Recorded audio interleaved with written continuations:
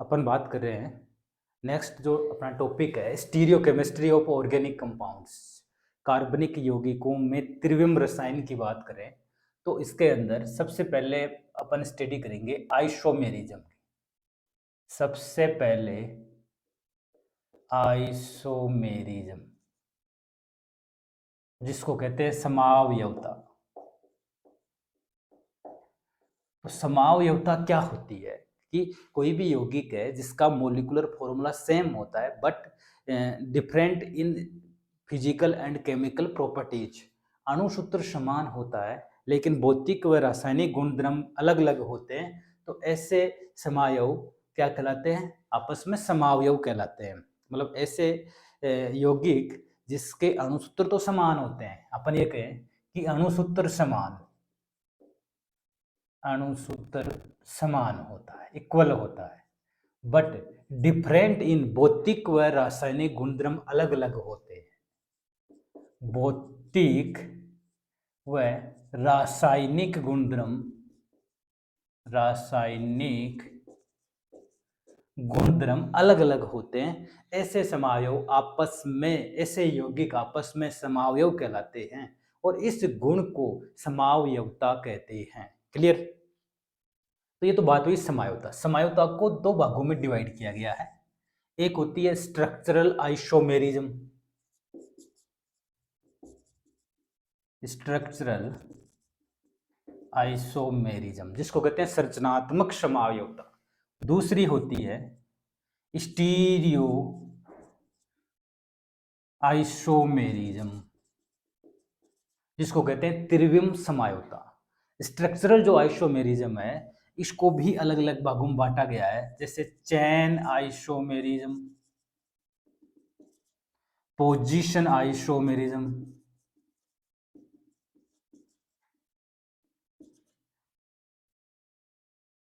Functional group isomerism,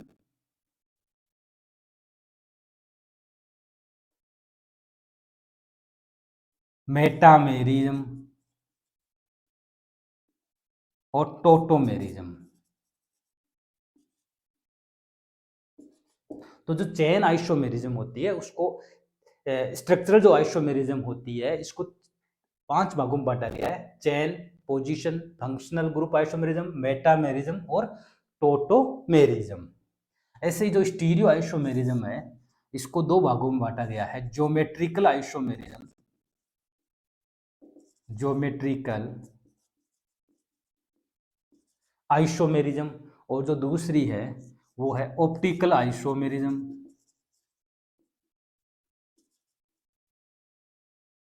तो stereo isomerism के 2 part हैं, ज्योमेट्रिकल आइसोमेरिज्म और ऑप्टिकल आइसोमेरिज्म। अब अपन इसकी पूरी डिटेल से स्टडी करेंगे। सबसे पहले अपन बात करें स्ट्रक्चरल आइसोमेरिज्म। ये तो हो गया आइसोमेरिज्म का एक जनरल सा क्लासिफिकेशन हो गया, वर्गीकरण हो गया। अब अपन बात करेंगे सबसे पहले स्ट्रक्चरल आइसोमेरिज्म, तो संरचनात्मक समावयवता।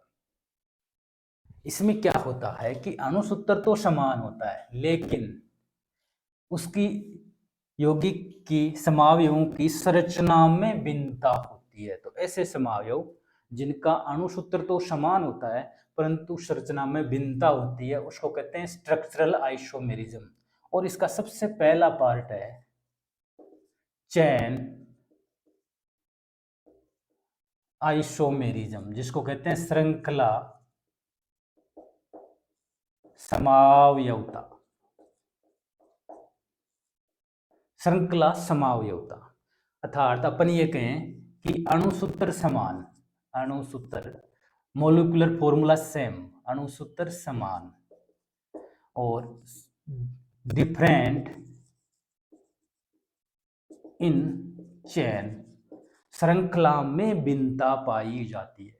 अणुसूत्र समान होता है, केवल कार्बन की श्रृंखला में भिन्नता होती है। ऐसे समावयव आपस में चेन आइसोमर कहलाते हैं। जैसे एग्जांपल अपन बात करें, एक सिंपल सा एग्जांपल लेते हैं कि C4H10, ये 4 कार्बन का एल्केन है, इसके अपन समावयव बनाते हैं। तो एक तो 4 कार्बन का CH3, CH2, CH2, CH3, पहला ये, दूसरा ये बन जाएगा CH3 तो ये जो 4 कार्बन की सीधी श्रृंखला है, इसको सिंपल सा नाम, आईपीएसी नाम हो गया ब्यूटेन। ये हो गया ब्यूटेन। और 1 2 3, तो इसका आईपीएसी नाम 2 पे मेथिल समूह जुड़ा हुआ है, तो 2 मेथिल प्रोपेन। तो ये हो गया 2 मेथिल प्रोपेन। तो ये जो मेन श्रृंखला है वो 4 कार्बन की है, ब्यूटेन है। इसमें मेन श्रृंखला है 3 कार्बन की है, जिसको अपन प्रोपेन से लिख रहे हैं, अर्थात दोनों का अणुसूत्र समान है C4H10, लेकिन श्रृंखला में भिन्नता पाई जाती है। तो ये दोनों समायोग आपस में चेन आइसोमर कहलाते हैं। तो ये बन गए चेन आइसोमर। क्लियर? तो श्रृंखला समायुक्ता में अणुसूत्र समान, कार्बन की श्रृंखला में भिन्नता होती है। क्लियर? दूसरी जो आइसोमेरिज्म है जिसकी अपन बात करें वो है पोजीशन आइसोमेरिज्म। सेकंड है पोजीशन आइसोमेरिज्म, जिसको कहते हैं स्थिति समायुक्ता, अर्थात अणुसूत्र समान क्रियात्मक समूह या प्रतिस्थापी की स्थिति में भिन्नता पाई जाती है। क्रियात्मक समूह, अणुसूत्र समान क्रियात्मक समूह या प्रतिस्थापी फंक्शनल ग्रुप या सब्स्टिट्यूएंट की पोजीशन मतलब स्थिति में भिन्नता होती है। जैसे मान लो मैंने एग्जांपल लिखा कि CH3 CH, यहाँ पे लिख दिया CH3 CH2 CH2 CH3, ये कोई 6 कार्बन की श्रृंखला है। तो इसका नाम हो गया 1 2 3 4 5, 2 नंबर पे मेथिल समूह जुड़ा हुआ है, तो ये हो गया 2 मेथिल पेंटेन, 5 कार्बन की श्रृंखला। तो 2 मेथिल पेंटेन 5 कार्बन की श्रृंखला है। इसी को मैं ऐसे लिखूं CH3 CH2 CH, यहाँ पे लिख दिया मैंने CH3 फिर CH2 और CH3।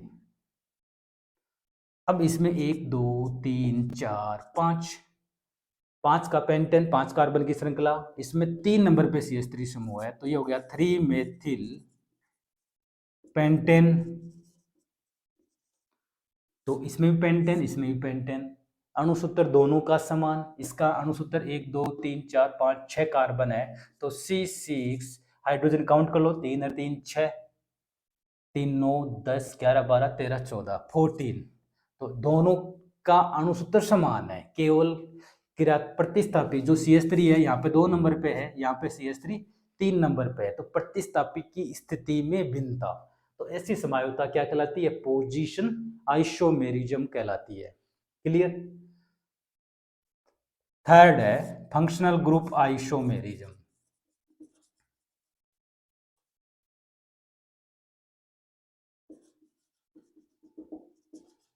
इसका मतलब ये हुआ कि अणुसूत्र तो समान होता है, क्रियात्मक समूह अलग अलग होते हैं।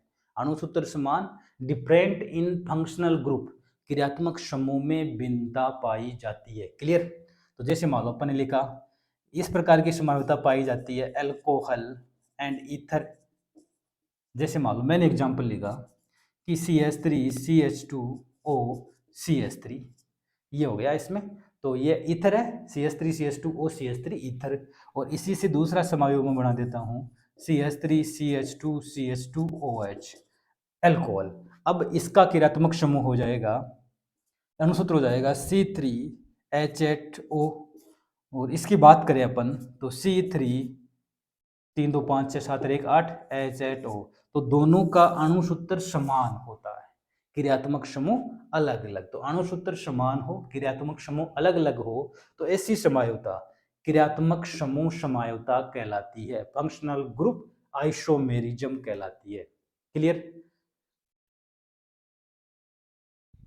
फोर्थ जो आइसोमेरिज्म है जिसको कहते हैं मेटामेरिज्म, मध्यावयवता जिसको अपन कहते हैं, तो इसमें क्या होता है? फोर्थ की बात करें अपन मेटामेरिज्म, मध्यावयवता। मेटामेरिज्म में क्या होता है कि क्रियात्मक समूह अणुसूत्र समान होता है, केवल स्थिति एक समूह मध्य में होता है। जैसे मान लो मैं ऐसे बोलूं कि CH3 CH2O CH2 CH3, ये ईथर है। और दूसरा मैंने इसी को ऐसे लिख दिया CH3O CH2 CH2 CH3। तो दोनों जो आइसोमर है दोनों के अणुसूत्र समान है, 4 कार्बन है, C4 हाइड्रोजन, H10O, और इसमें भी C4H10O। तो दोनों का अणुसूत्र समान होता है। इसमें एक दो नंबर पे आ रहा है क्रियात्मक समूह, इसमें 1 नंबर पे आ रहा है। तो क्रियात्मक समूह की स्थिति में भिन्नता होती है। क्रियात्मक समूह एक में मध्य में होता है और दूसरी में अन्य मध्य के अलावा अन्य स्थान पे होता है। तो ऐसे आइसोमर क्या दर्शाते हैं? मेटामेरिज्म दर्शाते हैं, मध्यावयवता। ऐसे फॉर एग्जांपल लिख सकते हैं CH3 CH2NH CH2 CH3। दूसरा example CH3NH CH2 CH2 CH3। तो दोनों का अणुसूत्र समान है, केवल इसमें दोनों तरफ समान कार्बन है तो मध्य में है और इसमें साइड में उपस्थित है। तो इस प्रकार के आइसोमर दर्शाते हैं मेटामेरिज्म, मध्यावयवता दर्शाते हैं। क्लियर? नेक्स्ट फिफ्थ जो आइसोमेरिज्म है जिसको कहते हैं चलावयवता, टोटोमेरिज्म से अपन दर्शाते हैं। तो फिफ्थ है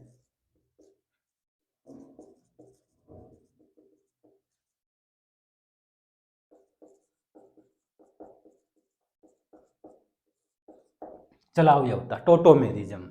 इसमें क्या होता है कि इसमें कीटो और इनोल दोनों आपस में इंटरचेंज होते रहते हैं। एक होती है कीटो फॉर्म, दूसरी होती है इनोल फॉर्म।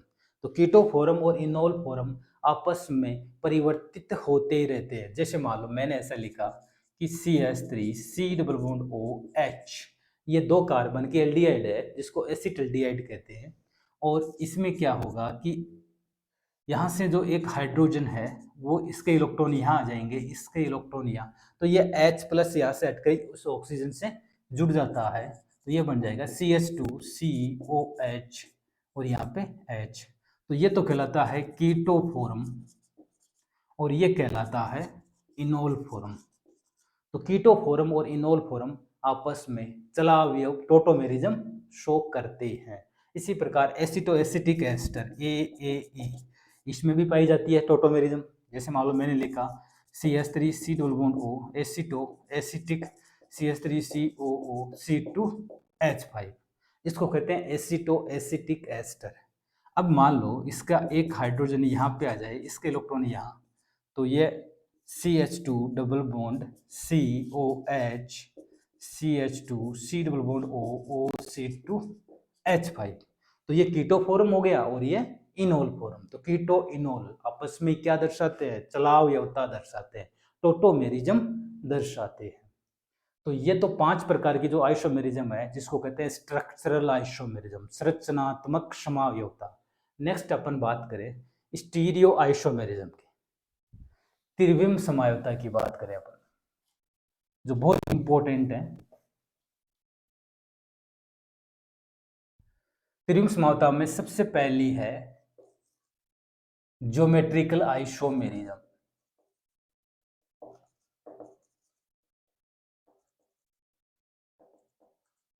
ज्योमेट्रिकल जो आइसोमेरिज्म होती है, ज्यामितीय समावयवता जिसको कहते हैं, ये क्या होती है? कार्बन कार्बन द्विबंध में प्रतिबंधित घूर्णन के कारण ये पाई जाती है। जैसे C डबल बॉन्ड C, तो ये अब जैसे डबल बॉन्ड है, 2 बॉन्ड है, अब इस दो, एक बंद ये हो गया, एक बंद मान लो ये हो गया ऐसे। अब इन दोनों बंदों को एक साथ अपन ऐसे घुमा नहीं सकते क्योंकि ये क्या उत्पन्न करेंगे? अवरोध उत्पन्न करते हैं, बाधा उत्पन्न करते हैं। तो इस पे यहाँ पे मैंने कील ठोक दी। अब इसको बॉन्ड को पकड़ के अपन रोटेट करवाएंगे तो ये बॉन्ड रोटेट नहीं करेगा, बाधा उत्पन्न करता है। तो इसमें पाई जाती है रेस्ट्रिक्टेड रोटेशन, जिसको कहते हैं प्रतिबंधित घूर्णन। तो रेस्ट्रिक्टेड रोटेशन के कारण ज्यामितीय समावयवता पाई जाती है। अब जो ज्योमेट्रिकल आइसोमेरिज्म है ये अलग अलग प्रकार की होती है, कई प्रकार की होती है। जैसे बात करें अपन कि सबसे पहले सिस और ट्रांस ज्योमेट्रिकल आइसोमेरिज्म, दूसरी है सिन और एंटी, थर्ड है ई और जेड। सबसे पहले बात करें सिस और ट्रांस की। समपक्ष विपक्ष ज्यामितीय समझौता। अगर समान समूह एक तरफ हो, सेम ग्रुप सेम साइड हो, तो वो होता है सिस। और अगर समान समूह विपरीत हो एक दूसरे के, तो वो होता है ट्रांस। जैसे मान लो मैंने ऐसे लिखा सी डबल बॉन्ड सी, इधर लिख दिया CH3H, इधर लिख दिया CH3H। तो CH3 और CH3 समान समूह एक साइड है, ऊपर की तरफ है, तो ये हो गया सिस। अगर समान समूह एक दूसरे के विपरीत होते तो वो कहलाता है ट्रांस। अब बात करें अपन सिन एंटी की। ये ऑक्जिम्स में पाई जाती है, ऑक्जिम्स और एजा कंपाउंड्स में। ऑक्जिम्स और एजा कंपाउंड्स में पाई जाती है सिन और एंटी। कैसे? जैसे मालूम मैंने ऐसा लिखा सी डबल बॉन्ड NOH, ऐसा कंपाउंड लिख दिया मैंने। अब इसमें अपन ये कहें कि H इस टाइप का, जैसे एक तरफ लोन पे रख दिया, इधर OH। यदि H और OH सेम साइड है तो इसको कहते हैं सिन, और H और OH जब अपोजिट साइड होते हैं तो उसको कहते हैं एंटी। तो ऐसे कंपाउंड्स एजा कंपाउंड्स कहलाते हैं जिनमें सिन और एंटी आइसोमेरिज्म पाई जाती है। थर्ड जो अपन बात करें ई जेड। ई का मतलब होता है एंट गिगन। एंट गिगन का मतलब अधिकतम प्रियता वाले समूह एक दूसरे के विपरीत होते हैं तो वो ई होता है, और अगर सेम साइड होते हैं तो वो जेड होता है। तो ई जेड की अपन थोड़ी विस्तार से बात करें। ई और जेड, ई का मतलब होता है एंट गिगन, जेड का मतलब होता है जुसामेन। ई कब लिखेंगे? जब अपोजिट साइड होता है, अपोजिट साइड अधिकतम प्रियता वाले, प्रियोरिटी वाले समूह एक दूसरे के विपरीत होते हैं तो ई, और अगर एक दूसरे के तरफ होते हैं तो उसको जेड से लिखते हैं। जैसे मान लो मैंने ऐसा लिखा कि सी डबल बॉन्ड सी, यहाँ पे लिख दिया HCH3, इधर Cl, इधर लिख दिया Br। अब H और CH3 में कार्बन का मोलिकुलर वेट ज्यादा होता है, तो जिसका मोलिकुलर वेट ज्यादा उसको 1 नंबर देते हैं, इसको 2 नंबर। इधर बात करें तो क्लोरीन और ब्रोमीन में ब्रोमीन का अनुपात ज्यादा होता है 1 नंबर, क्लोरीन को 2 नंबर। तो इधर भी 1 नंबर इधर है, 1 नंबर भी इधर है। तो अधिकतम वरीयता वाले ग्रुप सेम साइड है, नीचे की तरफ दोनों, तो ये हो जाएगा जेड आइसोमर। अगर मैं इसको ऐसे लिखूं कि सी डबल बॉन्ड सी, इधर लिख दिया Br, Cl, H और CH3, तो ये अधिकतम अनुपात 1 नंबर, इसको दे देंगे 2 नंबर, इसको दे देंगे 1 नंबर, इसको दे देंगे 2 नंबर। तो अधिकतम अणुभार वाले समूह एक दूसरे के विपरीत हैं, तो ये हो जाएगा ई। तो इस प्रकार अपन ई और जेड नामकरण करते हैं। क्लियर? वेरी सिंपल, ई और जेड नामकरण। तो ये थी ज्यामितीय समझौता, ज्योमेट्रिकल आइसोमेरिज्म। नेक्स्ट अपन बात करें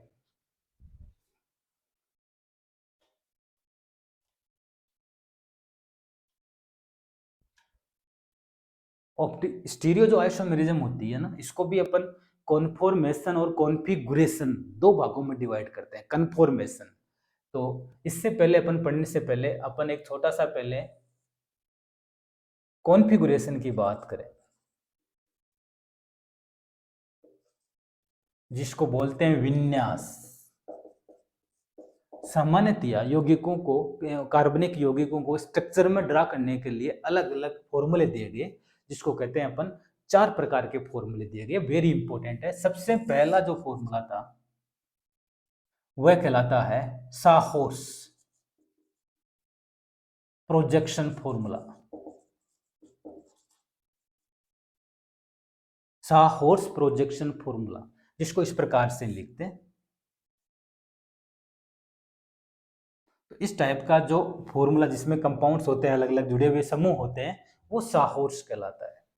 दूसरा है न्यूमान। Projection formula.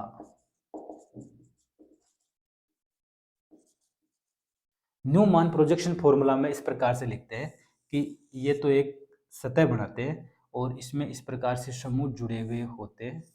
इस प्रकार से ये कार्बन ये है, इस कार्बन जैसे ये कार्बन है, इसके जस्ट पीछे दूसरा कार्बन होता है जो अपन को दिखाई नहीं देता है, तो वो न्यूमान है। जैसे मैंने यहाँ पे एच एच लिख दिया, इसके जस्ट पीछे, इसके जस्ट पीछे, इसके जस्ट पीछे, इस प्रकार से।